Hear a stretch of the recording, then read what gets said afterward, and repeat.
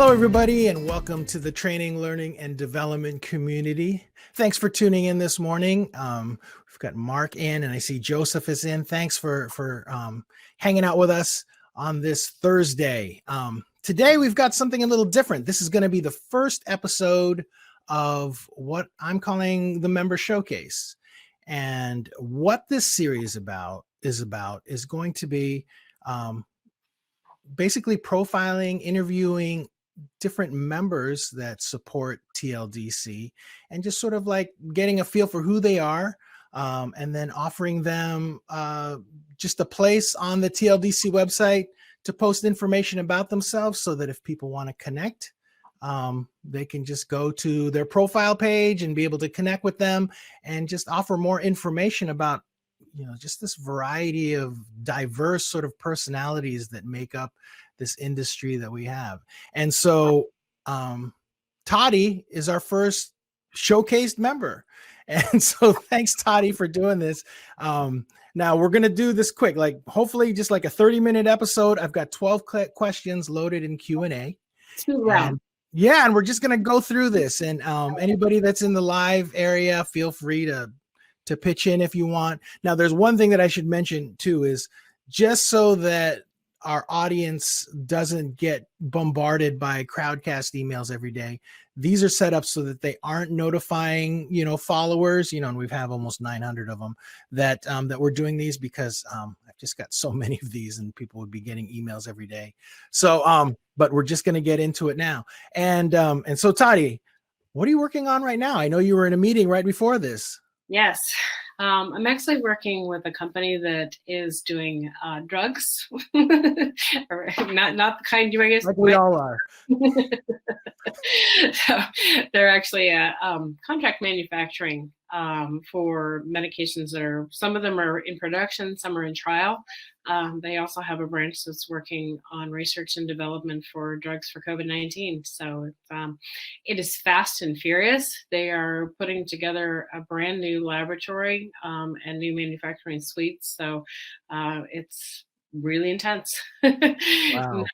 Doing a lot of stuff. Is there anything specific that you're doing? Like what's, is there anything you can let us know? Like, what are you just project management, or is it just pure training, or? It's setting up a lot of the trainings, a lot of the on-the-job training checklists that these guys need to go through and pass for compliance purposes for the FDA. So it is really fast, really furious in terms of the development and things that get flipped over the wall. And there's a lot of requests that I need this approved now, that kind of thing. Pardon my dogs in the background. I'm sure Amazon just dropped something off. But yeah, it's pretty intense. And it's mostly, managing the approval process on a lot of things. So it's nothing glamorous. It's interesting though, and it's interesting to know what the business is doing. So, more power to them. And they're one of many, biotechs that are doing research on COVID-19 right now. Yeah, definitely. And so that's kind of a perfect segue into the next question. What's the favorite part of your job? I like my coworkers, and I'd like to be a problem solver. I've got a really nice compliment from somebody this morning saying, you're doing a great job. And I think part of that is because, I literally told one of the trainers, like, if you have trouble with the LMS and your folks, here's my phone number. You can call me off hours. I'm cool with that. So I got a thumbs up and a kudos. And so I'm like, I like to be a problem solver, and that's what I do best. Definitely. I've known you for a few years now, and you're definitely a problem solver. My children always say, if you have a problem and you don't want it solved, don't tell mom. Otherwise, we'll fix it. That's literally their mantra. So let's see. As far as job titles are concerned, do you consider yourself an instructional designer, or how do you kind of, yeah? Yes. And I'm also a real whiz with learning management systems. I've dealt with LMSs now for enough years that I feel like that is a niche specialty for me. In terms of implementing systems across organizations globally, I've done that so many times now. I know what the glitches are. I know what to look for. So I also consider myself an LMS analyst as well. Nice. I mean, you definitely, just having met you, you definitely seem like a technical type of person. So Mhm. you have no like fear of computers and gadgets and things like that for sure. No, no, you can't break it. Well, if you break it, then you know how to. Well, you know what you can do wrong, and then you develop a solution for it, right? There you go. Yeah, exactly. So, before you started out as an instructional designer, like just getting into it, is there anything that you would wish you had known before you kind of, adventured into this path? A couple of things. I really wish that I had understood all of the learning theories behind it because I was a tech writer before this. So, I knew how to put the instructions out there. I knew how to Yeah. test instructions. I knew how to work with folks to determine, okay, and logistics demo is what the Army calls it when they test a piece of documentation. I wish I had known more about the learning theory of adults. And so Mhm. that's something that I've really come to know much more about. I also wish so desperately that I had known about communities like this because I mean Right. I knew about the big ones, the large organizations that, really get us involved in learning and development. But I wish that I had known that there were other people out there like me because I think I could have ramped up a lot faster. So Right. Yeah. I think that's an important part of it too. So that foundational piece, where were you able to formally get that in, that type of education, or is it something you chased after on your own? I definitely chased after it on my own. My Mhm. my introduction to this was Rapid ID, and in fact, there's an old book by the author's Piskarisk is his last name. And when I first started in this process, my mentor slash coworker handed me the book, and she said, this is Rapid ID, and essentially it's taking PowerPoints and a little bit of extra padding around it and creating, an instructor guide and somebody else's, death by PowerPoint and pushing it out in a rapid format, looking at learning objectives and terminal learning objectives and enabling learning objectives and things like that. And so I really took a deep dive into understanding kind of the mechanics of how to do this and how to do instructional Mhm. design, but without as much as that enough of that background on how a learner actually learns. And so I read everything now. I'm Yeah. working on a master's in instructional design, which is focused on instructional technology. Um, Ah. but yeah, it's I basically like everything I do. If I want to learn about it, I start reading and start looking for the information. Mhm. But I wish I'd known about the communities because the communities are a great place to find out about best practice. So Yeah, Alex says that he's a Toddy fan. I'd love to link to that book too if you when you have some time, like yeah, just so yeah, that we it's can an we can oldie get but a it out there. goodie. Mhm. It's kind of like this is how you do rapid ID. So it's cool So stuff. right now with what you're doing professionally, if you could have a tool or service that you don't currently have, what is it? Is there anything that you're kind of lacking that you wish you had? I would have a full up studio. And I would probably be a broadcast studio. I have a space in my basement that is perfect for it. And I just Mhm. have not had the time yet to develop it. But I'd have all the audio, I'd probably have video. That's my fondest dream for equipment. Mainly because I find a lot of times, people will say, could you just do a really quick video? And I'm like, yeah, I can, but I'm working with my dogs barking in the background. I really need a studio. So Yeah. Oh, that's great. And it's kind of that's coincidental that you've got Alex in because I'm sure that guy he's got like a big studio in his places. We could yes. geek out on that sometime. So in the history of you doing this, being an instructional designer, is there a particular project that you're especially proud of you want to brag about? Yeah, probably everybody's heard this one. I am really super proud of the work that I did with iRobot for the Mm. government EOD robotics program. That's where I really got my feet wet. I was an instructional designer for Raytheon before that, working on elevated sensor suites like towers and stuff like that. I got plucked out of that by iRobot, basically corded. I'm going to, 1 second here. Yeah, okay. There's nothing I can do about it at the moment. I think the Amazon driver's probably. It's okay. We can barely hear it. It's not that loud. Okay, that's good. The project I worked on at iRobot had a huge effect. I came in, I learned from the IDs that were all Boeing PhDs in instructional design. I had been doing the work, but I hadn't really been immersed in it like I was with that particular program, because it was soup to nuts. It was, doing the task analysis, from the very beginning. Doing that from the perspective of, what is the difficulty of the task? How much is intuitive? How much do we have to train? How much do we not have to train? Really fine tooth combing this. What are the prerequisites? What is somebody's job code in the military? Do they have these standards for competencies for us to be able to put them in? I mean, like, this was really intense. And from a perspective of becoming an instructional designer, being on that project, it was huge. It was like the MBA that I will never get credit for, which is fine. But I also, at the end of the day, I knew that what I did mattered. And, I Wow. went from developing the materials, developing the instructor-led training that was delivered to key personnel, to deliver the interactive multimedia online, to developing the simulations that we taught, which I Yeah. didn't know at the time were actually mixed reality. I had no clue, didn't know what to Yeah. call it. But at the end of the day, there were blown up robots that came back to us at this company because someone blew up a robot and no one died, and that mattered to me. You can probably see Wow. it over. I had my little Sugby robot that they gave me when I left there. When they actually separated out the government contracts, we all of us had a different job. We went to a different company, just, and then the government stopped funding them and everything. But it's probably my favorite, like, workplace toy is that robot, because it means a lot to me to know that, somebody's son or daughter may have been saved by that program. I hope. Yeah. No, that's awesome. That's a great story. Sounded like a great project. Absolutely. Um, so along those lines, like, is there anything in particular, like who or what keeps you inspired?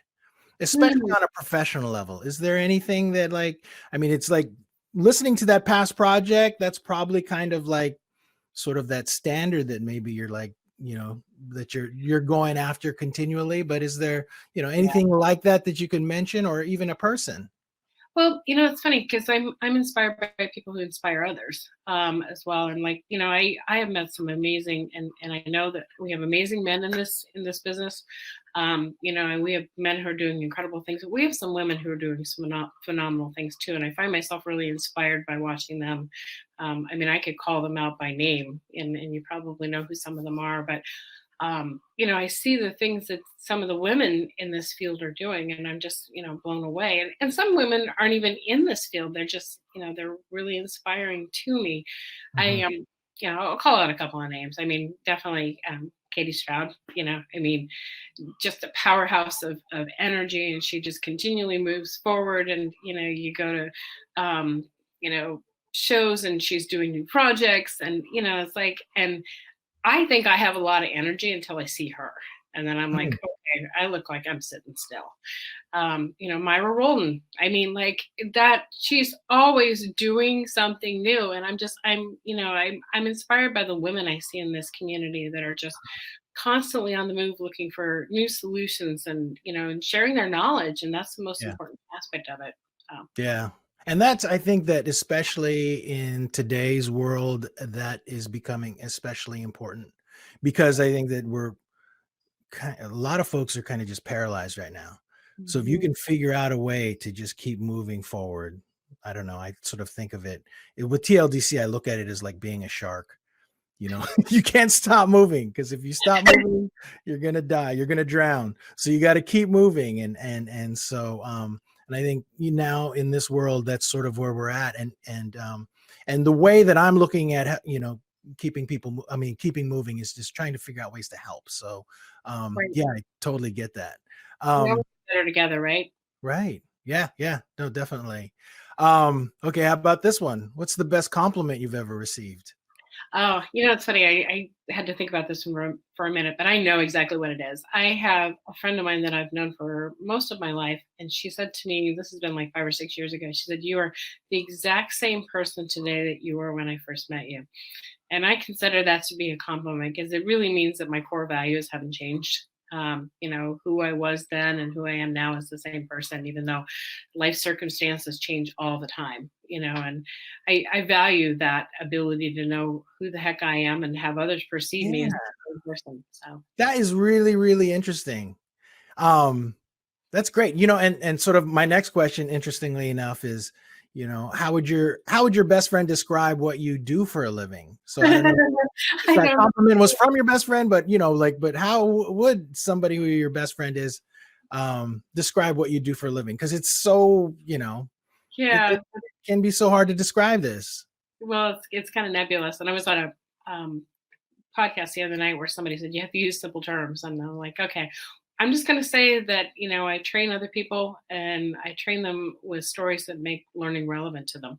And but I don't think any of my friends would ever say that. They would just say she's a trainer. That's probably all that they would say in there, or that they would know, and that's okay. I Yeah. really need to know more than that. Hmm. Awesome. That's a great answer. Yeah, and I'm looking forward to asking that question repeatedly because I think it's a good one. Uh, is there anything else that you wish that you were really good at? Playing guitar. I wish I was really good at it. Mhm. It's funny. I have a weird musical background. My dad was a guitarist.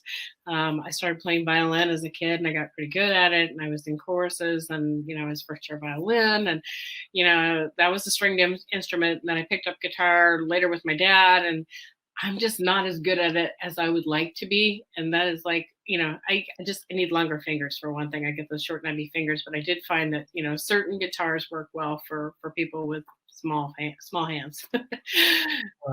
This is a really good time to work on that. Like you Yes, could, it is. you could actually hit up people and they'd need it. Find guitar lessons, do a Skype call with somebody. I mean, I had plateaued, like years ago, of course. And so now I'm sort of like, okay, I gotta take it up to the next level. And Yeah. so I've been doing a lot of like improvisation. Sorry, I'm probably taking away from our time Oh, together. no, that's awesome. But anyway, but I'm like making some strides. I'm actually getting better rather than playing, over chords. I'm starting to play like Mhm, between mhm. chords, just like, Oh, different scales and things. So work on that. Yeah, it'd be great. And then maybe sometime we could jam. that sounds awesome. Very cool. Um, Yeah. what other kinds of jobs have you worked? And Oh my I god. want like the good stuff, even like if you were 14 years old and you were selling Um, popcorn somewhere. Worked for a health food store, which was awesome because I changed my life, and I think my life's path by eating well and doing the Mhm, right thing years ago. Um, I worked at McDonald's when I was a kid. I worked at a mhm, mhm. cafeteria that served very older people. It was funny because when I was a kid, I did a lot of odd jobs. I actually took care of all of my neighbors' animals when they were gone too, because I lived in a Mm, farming community. I worked in a jewelry store, and I nice. told you I love jewelry. My dad was actually a bench jeweler, so that's fun. I love people, and so I tend to like sales actually. And I've Yeah. worked in marketing, and I love content marketing. If I could Mhm. find like the best role out there for me, I think it would actually be in the development of marketing content because that's one of my favorite things. It's Nice. gratifying at the end of the day to know you put forth something that somebody's reading. It's all cool. Yeah. Well, when we first met you, you were with Blue Bottle, and you were actually in a conversation about like um the overlap of marketing and L&D. Yep, So absolutely. Cool awesome. stuff. Yeah. And so if you weren't an L&D professional, what do you think you'd be? I'd be a filmmaker. Yeah, and you Yeah, have produced films, I have. I yeah, have. well, we're gonna have to link to some of those in on this profile page of yours. So, and I think it's awesome. It was Well, the race car one. I think that is the one. yeah, that's the one we ended up getting 4 independent film festival awards on that particular short. We had Mhm, a longer piece and we shortened it, and then we shortened it again. And I was the executive director on that, but I was also what I call the equipment maven. Essentially, I had rentals coming in for that project from 10 different houses. mhm, Um, It was really funny because we rented an Airbnb house in Colorado Springs before we ever lived there. Mhm. And we had, lens for to go and borrow lenses. And we had these shipments coming in. We had these itty bitty, teeny tiny pieces. And, my husband and I took pieces of tape and labeled them and put them on a sheet. And so the team was 7 people on the film crew going up on the top of the mountain, starting at like 1 and 2 a.m., to get up there before, the individual cars started racing because it's a one at a time race. No way to power anything up. So I had like 36 battery chargers for all the cameras. I had Blackmagic cameras that Blackmagic had given me. Wow. Um, Super cool. And they had to take their lunches. They had to take their, their toilet supplies with them because they were on the side of a hill. They had to take their coats. They had to take shelter, and they literally did get hailed on. No way to charge anything, no way to have any other cards. So we had all this C Flash, which is really super expensive for these cameras. Mm. And from a logistics standpoint, this was probably, actually I should write about it because I think the story of how we did it was just as much fun as the story itself. Uh, Yeah. but that we never lost a single piece out of those 10 shipments that went back to the rental houses. And I had taken out the insurance just in case, but we didn't lose one piece. And that was because we had all these detailed project management lists to make sure we accounted for every single piece of equipment. And that was with these guys hauling this stuff up in backpacks on the side of a mountain. So, it was really interesting. Super cool project. That sounds really, really, really cool. Oh, that must have been a lot of fun. That It that was. sounds like it could have also gone under like one of your proudest accomplishments. It is, yeah. It's one of the people or one of those things I tell people about, and I'm like, okay, maybe nobody's going to get this because it's such a weird project. But we had some really funny stories with it too. I went to return a rental van to California that we had rented last minute when a car broke down, and I walked in and it says cars must not leave California on the wall, and I'm like, I'm not telling them it's been in Colorado for 10 days. Oops. All right. So now we're on the last question. We're going to wrap this up. If there's one thing that people should know about you, Toddi, what is it? It's that I'm a storyteller, and I love to tell stories. You probably get that from listening to Mhm. me, and maybe they do or don't know it. It's something that I'm just really passionate about, and it's also a deficit too. I go to talk to my husband, who's an engineer, and I'll start it out with something, and I'm getting ready to go to the punchline, and he's like, okay, cool. And I'm like, but wait, I got to finish that story. But yeah, if people don't realize that about me yet, I would say that, I'm kind of a born storyteller. So I love it.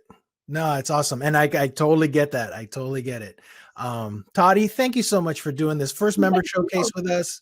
It really is this is an exercise in trying to combat social distancing a little bit by just recording some of these, these member showcases and then getting to know one another a little better in this community. So yeah. thank you so much again for taking the time out, and we'll catch you next time. Thank you for everything you do. This community has been a godsend to me. So. Oh, thank you. Thank you so much. All right, you guys. Thanks everyone in the live audience. Great to see you this morning. And yeah, we'll see you next time. Next week, I think we have one of these like pretty much every day, which I sort of didn't expect. But we also have the accessibility playlist, which is starting. Gosh, that one's gonna be a lot of fun. Cyberweight.gov. Yeah. All right, you guys, take it easy. Thanks. Oh, and tomorrow we've got Kim Lindsay is going to be our member showcase guest tomorrow morning at 7 a.m. Pacific time, 10 a.m. Eastern. So pop in if you can. Cool. Bye, everyone. Thank you.